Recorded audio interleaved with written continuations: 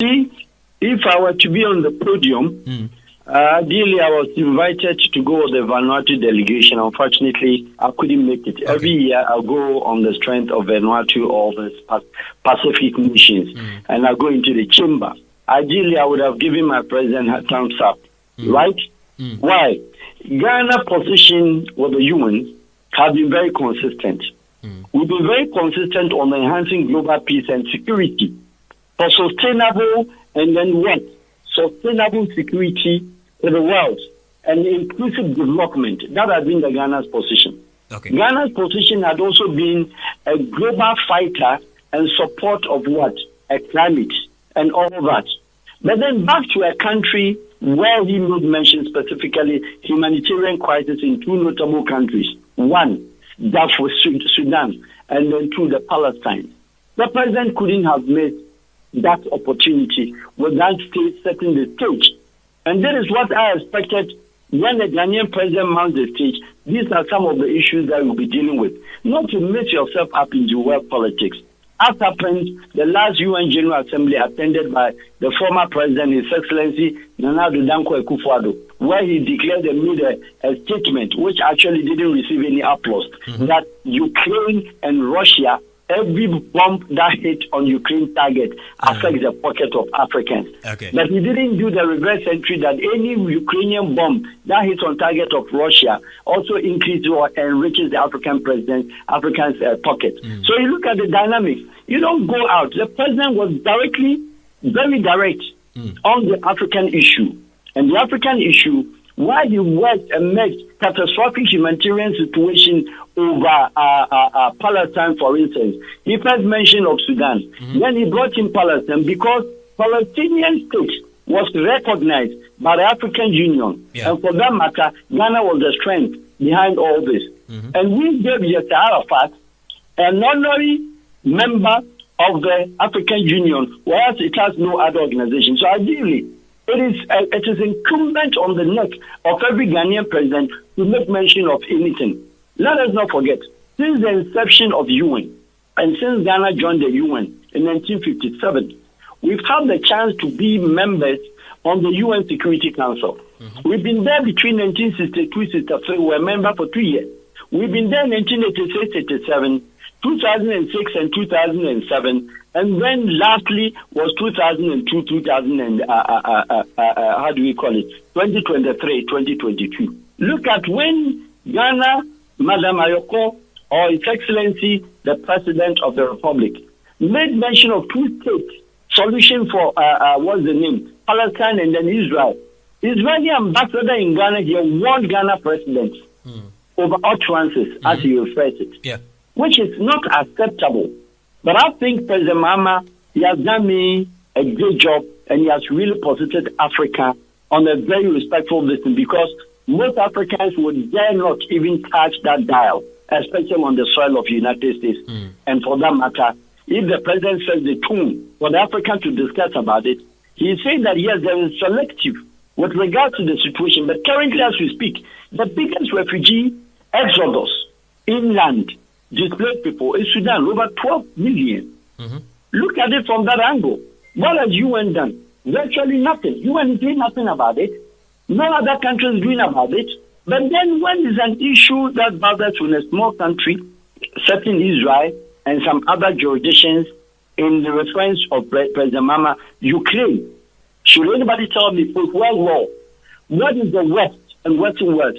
What are they earning, gaining, getting from Ukraine? But look at the monies and the emphasis that have gone in there. At the end of the day, UN follows up and turns out with the European Union and their direction and their interest. It's a colonialism against Afroism. So if the president is speaking of Afroism, he's being very much on the point that yes, you can be selective and yes, humanitarian, he positioned it, and that is a Ghana stand. Whoever takes it, any of the Western, and I know Israel ambassador will just counter or make a comment of it. We are waiting. And president has really made it very clear. And to me, among all the podiums that he has lectured on, the world security in Munich, this year, that is in somewhere in February, in March, I was at the podium. We happened to be in the same hotel with His Excellency the President. So we attended. We were over there, he delivered. But there is a catch. Telling the Western leaders on the face, something most African leaders will not do. That you cannot do that. You can't leave Sudan and then not only be interested in Ukraine. You can't leave Palestine and be interested in Ukraine. I think the subject was well mentioned, and I think it was well delivered, and he delivered on point. I see. That was the maturity level of our president. I agree. From where I sit as a journalist, President Mahama's speech seemed to signal a more assertive African stance on global justice and equity issues. If so, how might that reshape global diplomacy, for that matter, the country called Ghana? Well, let me tell you for fact, some of us we've been transmission translator for UN itself as a body for longer years. We've been most of all these year missions. We've worked with Mrs. Ogata, Ms. Annan, and Okufian and all that. So we do have an experience about how the UN itself as a body operates. Now, it's a speech well delivered. Whether the Europeans or the Western leaders call it the global power, whether they see it, it is in that podium, the Africans, the Asian Caucasus, the Caribbean Caucasus, the Pacific, and the entire HDP member country. Each one of them will rise and clap. Are you getting me? The Europeans, fine. The non-aligned ones or the liberal governments within Europe, not the Christian Democrats or the far-right government, they would all clap. But that should be initiated. Put that one into commitment. That initiative being put into commitment, that is what's the question mark. Because Guterres himself, they don't listen to him. Americans don't listen to Guterres. UK, British don't listen to him to some extent. Imagine a global power, no other country like a superpower like France. I believe you've heard how the French President Macron was being treated on the streets of New York, like any ordinary person, with disrespect and impunity. So in such messages, well, you can drum home, as the president has done it, but shaping or changing the global or have any dynamics to do with the global politics or the shape of direction of the UN, at the end of the day, I can still tell you that in as much as we have only 6 permanent Security Council members, and then 3 of them strongly they are having a veto power to veto anything, and then they are also having the right also maltreating countries that they feel they can, and also taking unilateral decisions against the wish and the will of the UN, it continues to be as such. Yes, he has done well. The Africans must unite together strongly once more and present themselves on the global platform, interface with the UN, which to me, when you meet them or you see them at the podium, the power is a bit less. Why? But we having the biggest continental level in terms of participation and the 183, 190 countries with flags. The bloc is Africa, 56 nations are in there, 54 solid members, except St. Anthony and some few countries that haven't got the magnitude to be members of the UN. Even with that, they recognize some of the UN charter and resolutions, etc. But a membership of 54, how is the size of the whole Europe? 48 members, the whole Europe. How many Asia? How many does the Caribbean and etc. bring on board? Australia, the Oceania. How many members do they bring on board? We are the strongest. So if it comes to decision, I've mentioned that the UN itself as a body is very biased, without any reservation, without anything. Because one, block the whole Africa. Something Gaddafi has ever raised it on the podium. Nelson Mandela has ever raised it before. Kwame Nkrumah then at that time raised it. And then some few Pan-Africanists have raised it. Look, we are not members. We don't have a permanent member with the UN Security Council. Who are the permanent with the United States, the United Kingdom, and then the France, the China, the Russia, and then I think now the India. So if these are permanent, where is the African continent represented? We only call him as an honorary member for 1 year or 2 years, and even with that, when we have the chance to chair the Security Council, none of our message is being taken. Even at the time Mr. Kofi Annan, no African had the chance to be what? To be a security member. Whereas we have Boutros Ghali, Mr. Kofi Annan succeeding one after another, all African UN Secretary Generals. We couldn't be present. So what I'm saying is that there should be a strong proposal for the entire continent to say that, look, we are also a superpower when you put us one in a block. So Africa, we don't need to be called 2 years. That Ghana comes 2 years, you come, you bring Gabon. And cleverly what they do, anytime they will select an African African country to be part of a temporary, call it an honorary membership or temporary member of the UN Security Council, they normally will pledge that African country against another when they are voting. The one that Ghana won 2022, Ghana will start against Gabon, Albania, and Brazil. Look at how they did it. They pick Europe, they pick South America, and then they pick 2 Africans, fight with each other. It doesn't work. So Africa must have a confrontational stand and tell the UN that we are also 56. We don't want any individual country. We represent as one bloc. Africa must have a permanency with the UN Security Council. I see. When it happens like that, then we'll be able to fight for Sudan. We'll be able to fight for Congo. We'll be able to fight for individual countries because we can also take decisions on the table of the Council of the Security. But in a situation where they meet, and it's always West-West, France, America, and UK decision is what is taking. French, the Chinese, and the Russians, they cannot veto anything. So it's just go on the right side, and all the time Africans left off hook, and we are left just alone.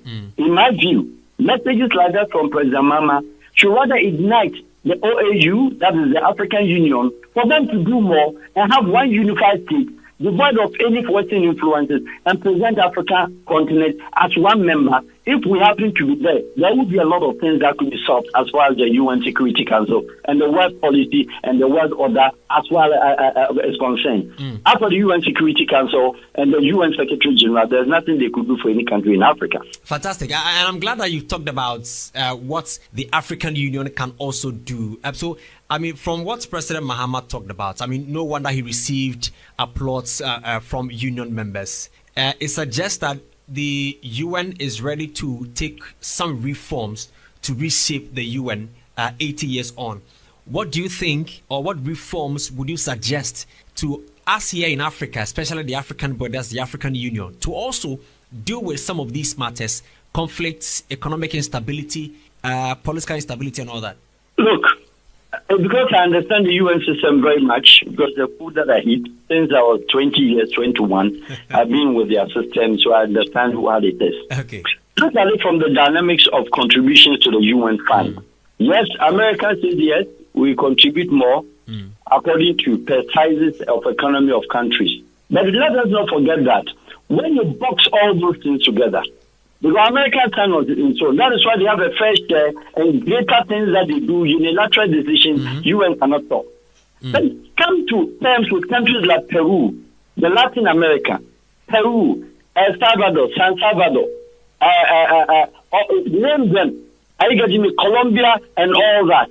Their contribution has nowhere close to the Latin Central American countries. Okay. Their contribution doesn't come anywhere closer to Africa. UN greatly, their contribution quota on the neck of every country. When you box it together, 56, 54 African countries, our contribution is very big. But when it comes to humanitarian crisis, look at UN's responses. Look at UN's responses to Liberia during the genocide. When even the American President Jimmy Carter at that time has stepped forward that he wanted to move and solve the problem of Liberia, and he even wanted a special envoy to oppress because he understood the story of Africa and for them at Liberia, UN left him alone. The man fought alone without the assistance and the support. Yes, when Liberia at the same time, when Rwanda at the same time, and the Yugoslavia war broke out, look at the world response. How the British, how the Americans, how the French, all of them in the breakaway Republic of Yugoslavia against Serbia. That they claimed that Serbia was maltreating Kosovo Albanians, Montenegro, Dubrovnik, and all things. The Srebrenica uprising, Sarajevo uprising, the massacre. Look at the response of Europe. Look at the response of the United States of America. Look at the response of France. All of them were there in no time. Let us not forget, at that time, there was a genocide in Sierra Leone. He was amputating left, right, center. Chachela was amputating left, right, center. Rwanda was in flames. Pierre Boyaya was also misbehaving in Bongi in Central African Republic. What about Burundi? Africa, but 13 countries, especially in the Katanga provinces, all of them were influenced. What did UN do? It was left in the hands of Africans fighting, turning ourselves until we were tired and stopped. UN didn't come there. Sorry, no, they didn't come there. The time UN came, the Sarkodie was based in Kono, Kenema, destroying Buja to Freetown, destroying the whole country. So now, therefore, if we are saying that the UN reforms, if we are to advise the UN, nobody is to advise UN, my brother. UN knows what they stand for reforms. But then their reforms, their reformations and reforms, does it affect America or enhance America? Answer is no. They cannot decide. Does it reform France? No. When France, a lot of things that they're doing against their own African colony by the French. Have you ever heard the UN Security Council, the UN as a body, telling the French that grant them and leave them the rest of the independence that is in your hands. Grant them the 100 and let them have their self-determination then also act as a country. Did you see that? Have you heard that? No. It's a story different from the United Kingdom, how they also treat some of the islands, some of the countries in Africa indirectly. Has anybody spoken? No. So the reforms is not anything that is hanging in the air. UN is very much aware of what kind of reforms, but then it's just a tea party and talk show. The UNGA, the United Nations General Assembly, when they meet, well, of course, thankfully, Ghana is one country. I don't know now that President Mahama has seen them, whether the lobbyists, as it is termed, would allow Ghana to speak on the podium, because mostly some of the countries selected, about 4. Ghana will speak first all the time, since Kwame Nkrumah's time. Even our military leaders in uniform were speaking at the UN General Assembly. Undoubtedly, we respect Ghana and respect our views, because we are very peace aligned with any other country in the world. Then sometimes Nigeria, sometimes South Africa, and maybe Egypt or one country. That's all. So Ghana has a position, but then how best that will be able to impact. And the UN's reform must see Africa as a collective union proper and present a proposal for reform that will rather benefit Africa than always going out there and it's a talk show. Then we wait for next year, September, the story will be the same. Wahab, thank you so much for your time. I'm grateful always.